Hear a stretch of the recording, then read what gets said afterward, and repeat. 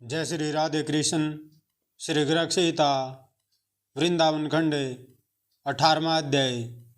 श्री कृष्ण के द्वारा गोपदेवी रूप से श्री राधा के प्रेम की परीक्षा तथा श्री राधा को श्री कृष्ण का दर्शन।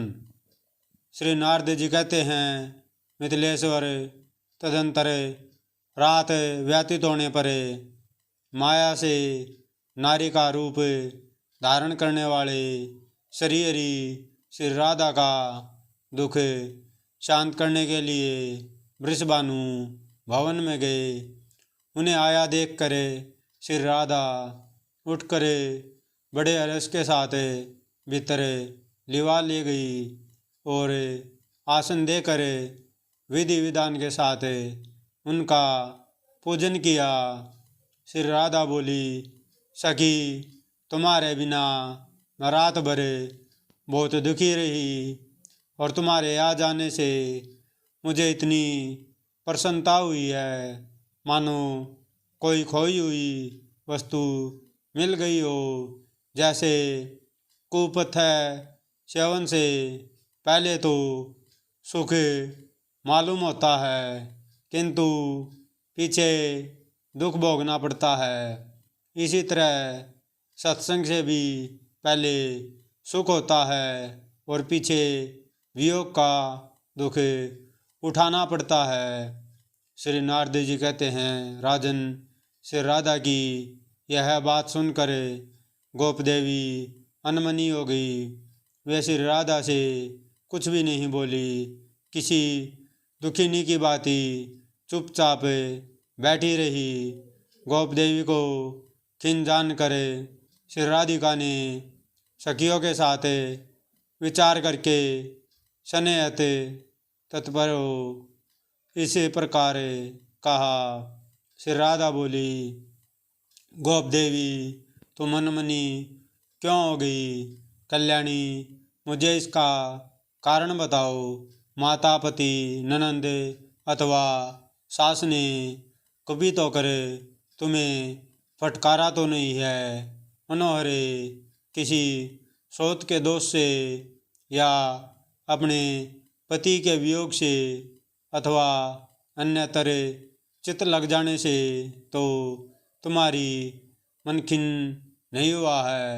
क्या कारण है?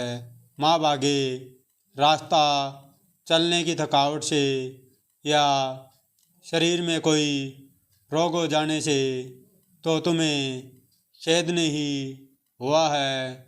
अपने दुख का कारण शीघ्र बताओ।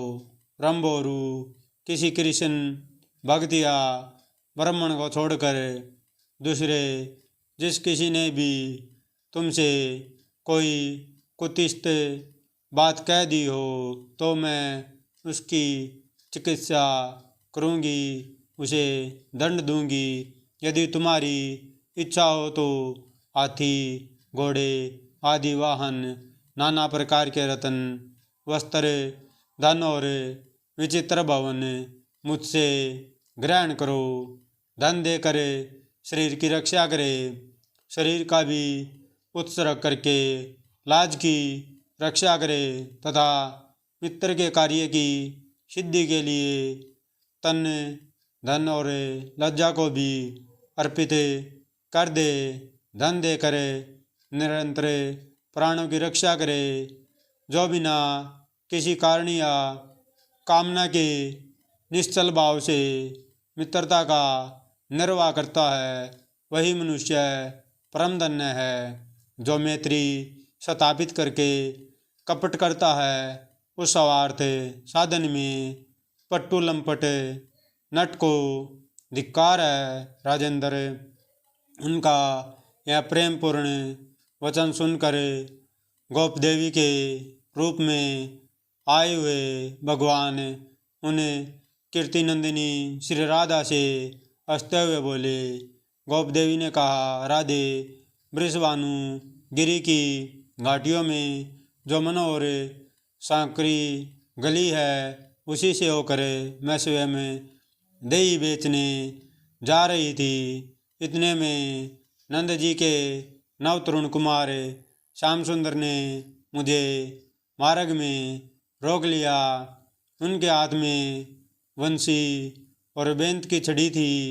उन रसिक शेखर ने लाज को तिलांजलि दे तुरंत मेरा हाथ पकड़ लिया और जोर जोर से हंसते हुए उस एकांत वन में वे इस प्रकार कहने लगे, सुंदरी, मैं कर लेने वाला हूँ, अतः तू मुझे कर के रूप में दही का दान दे।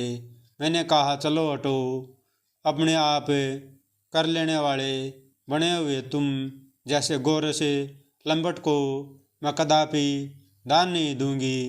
मेरा इतना कहते ही उन्होंने सिर पर से दही का मटका उतार लिया और उसे फोड़ डाला। मटका फोड़ कर थोड़ी सी दही पीकर मेरी चादर उतार ली और नंदीश्वर गिरी की ईशान कोण वाली दिशा की ओर वे चल दिए। इससे मैं बहुत अनमनी हो रही हूँ। जात का गवाला, काला कलूटा रंग, ना धनवान, ना वीर, ना सुशील और ना स्वरूप सुशीले, ऐसे पुरुष के प्रति तुमने प्रेम किया, यह ठीक नहीं। मैं कहती हूँ, तुम आज से शीघ्र ही उस निर्मोही कृष्ण को मन से निकाल दो, उसे सर्वथा त्याग दो। इस प्रकार बैर भाव से युक्त कठोर वचन सुनकर वृषभानु नंदिनी श्री राधा को बड़ा विस्मय हुआ। वह वाक्य और पदों के प्रयोग के संबंध में सरस्वती के चरणों का स्मरण करती हुई उनसे बोली। श्री राधा ने कहा, सखी, जिनकी प्राप्ति के लिए ब्रह्मा और शिव आदि देवता अपनी उत्कृष्ट योग रीति से पंचअग्नि सेवन पूर्वक तप करते हैं, दत्तात्रेय, शुक, कपिल, आसुरी और अंगिरा आदि भी जिनके चरणारविंदों के मकरंद और पराग का सादर स्पर्श करते हैं, उन्हीं अजन्मा प्रियपूर्ण देवता, लीला अवतारधारी, सर्वजन दुखारी, भूतल बुरी बार, हरणकारी तथा सत्पुरुषों के कल्याण के लिए यहाँ प्रकट हुई आदि पुरुष श्री कृष्ण की निंदा कैसे करती हो? तुम तो बड़ी ढीठ जान पड़ती हो। ग्वाले सदा गौओं का पालन करते हैं, गोरज की गंगा में नहाते हैं, उसका स्पर्श करते हैं तथा गौओं के उत्तम नामों का जप करते हैं। इतना ही नहीं, उन्हें दिन रात गौओं के सुंदर मुख का दर्शन होता है। मेरी समझ में तो इस भूतल पर गोप जाति से बढ़कर दूसरी कोई जाति ही नहीं।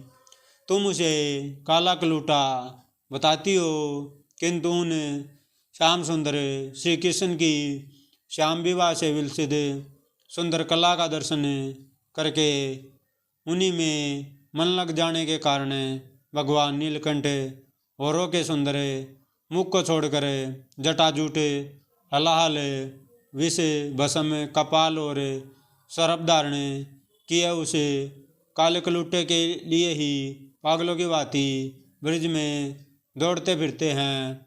स्वर्गलोक, सिद्धि, मुनि, यक्ष और मरुदगणों के पालक तथा समस्त नरों, किन्नरों और नागों के स्वामी भी निरंतर भक्ति भाव से जिनके चरणारविंदों में प्रणिपात करके उत्कृष्ट लक्ष्मी एवं ऐश्वर्यों का पाकर निश्चय ही उन्हें बलि कर समर्पित किया करते हैं, उनको तुम निर्धन कहती हो।